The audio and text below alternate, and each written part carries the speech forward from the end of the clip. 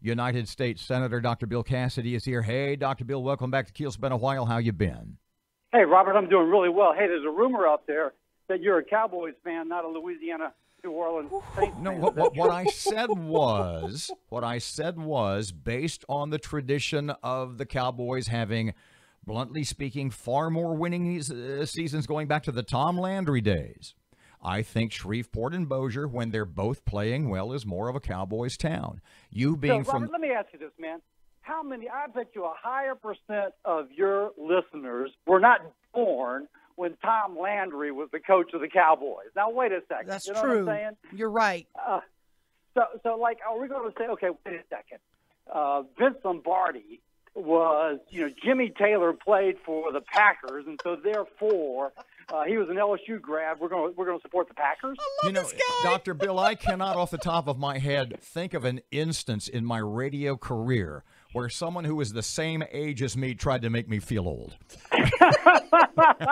Hey, my birthday is this week, so I'm feeling it, brother. I'm feeling it. So the Saints are going to win for your birthday, right? I hope so. Bridgewater looked pretty good. And so it's kind of fun to see winning teams in the States. So that's always a nice thing to talk about.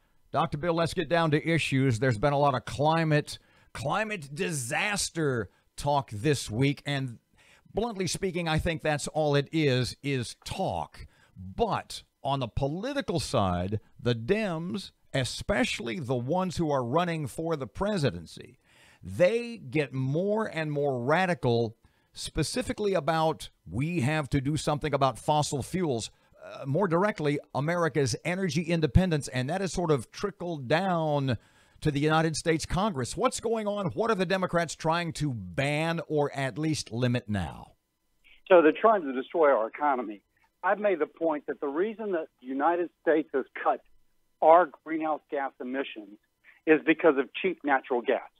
Cheap natural gas that has taken a greater and greater portion of our energy feedstock, and by so doing has lowered carbon emissions. So since 2005, the United States has less greenhouse gas emissions, even though our economy is far bigger and we have many more people. That means when you punch a hole in the ground in DeSoto Parish and you begin to develop natural gas, you're creating jobs in DeSoto, expanding the tax base, you're creating a product can then be shipped to the rest of the country or the rest of the world, and you're decreasing greenhouse gas emissions.